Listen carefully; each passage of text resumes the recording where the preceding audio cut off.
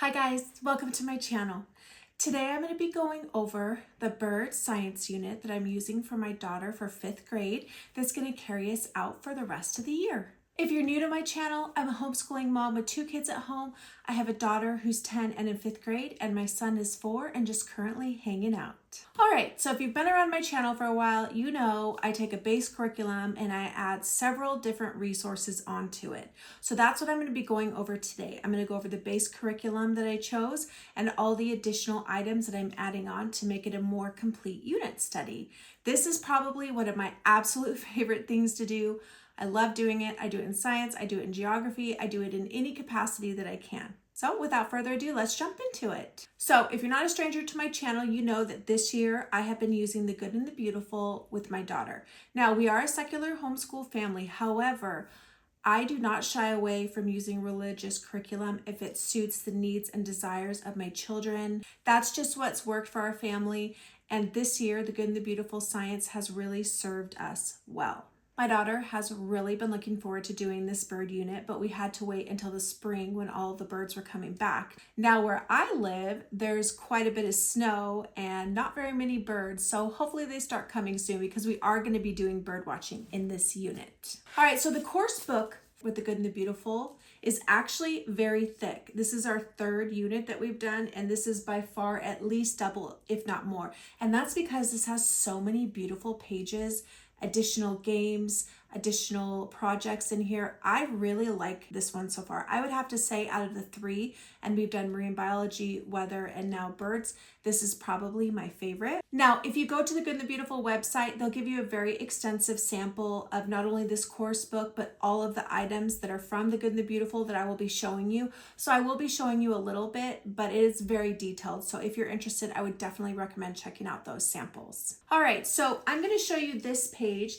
Every Good and the Beautiful unit will have this page. It'll talk about the read aloud pack that goes with it, as long as correlated learning. So here you'll see the read aloud pack recommended 2 books, Songbird Study and Migration. We did not get Migration, but I did get the Songbird Study, which I will show you.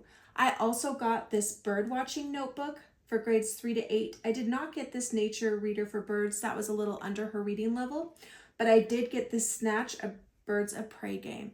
So they also had a few other things that I'll show you, which was really helpful. Now this unit has 14 lessons. I would say that's the most lessons that I've encountered in all the units that I've used, which could also account for all of these pages.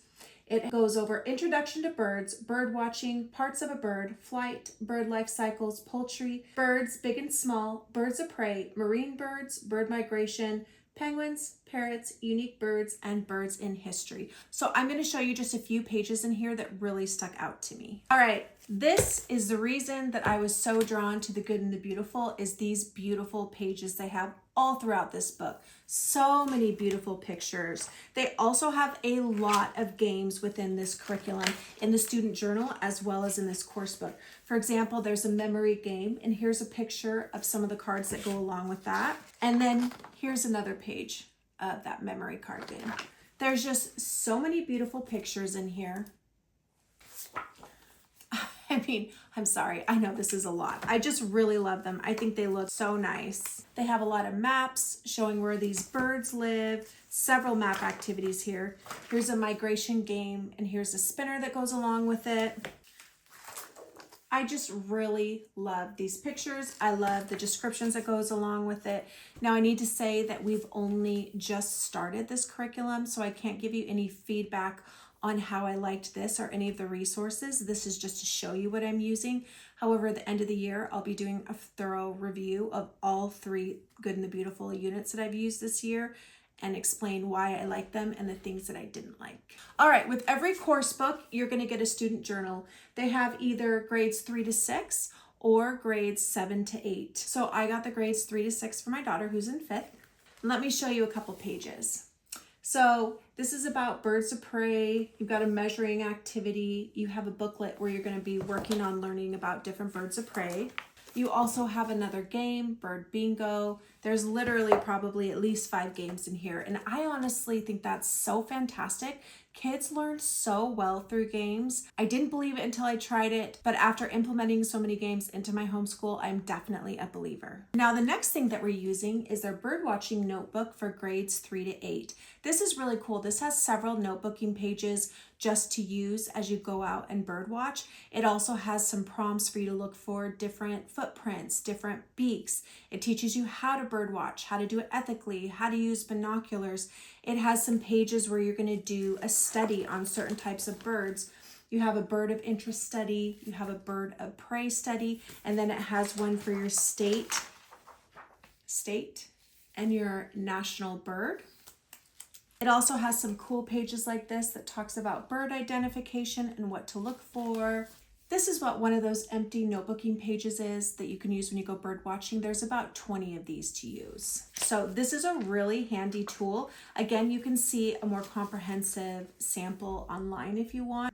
But this goes hand in hand with what we're doing, and I was just really excited to find it. Before I go into all the other resources that I have, I want to talk about how I schedule this. So what I do before I start any unit is I gather all my resources and I make a schedule on a day-by-day basis. So once I start that unit, I never have to wonder about what we're doing this week, what we're doing next week. Everything's planned out for me. So I'll create a schedule and I'll type it in a book like this and bind it. This is just some cute free pictures I found online.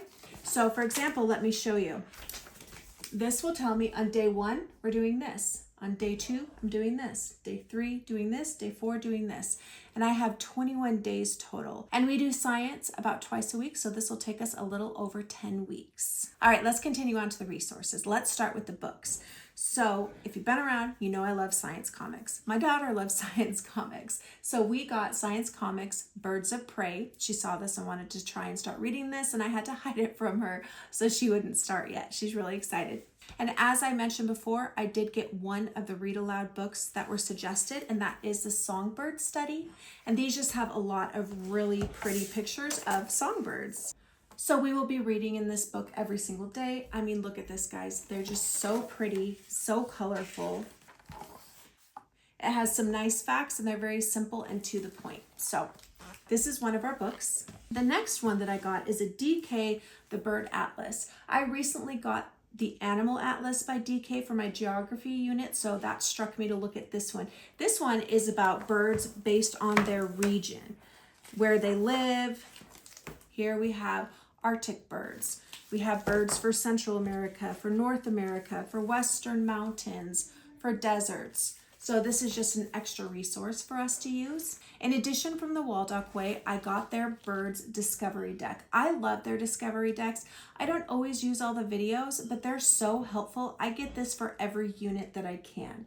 I did schedule out several of these videos, and I do have days where I just say, go ahead and pick a video yourself. So this is really helpful and does a lot of the legwork for me, because one thing I do think The Good and the Beautiful lacks is actual videos.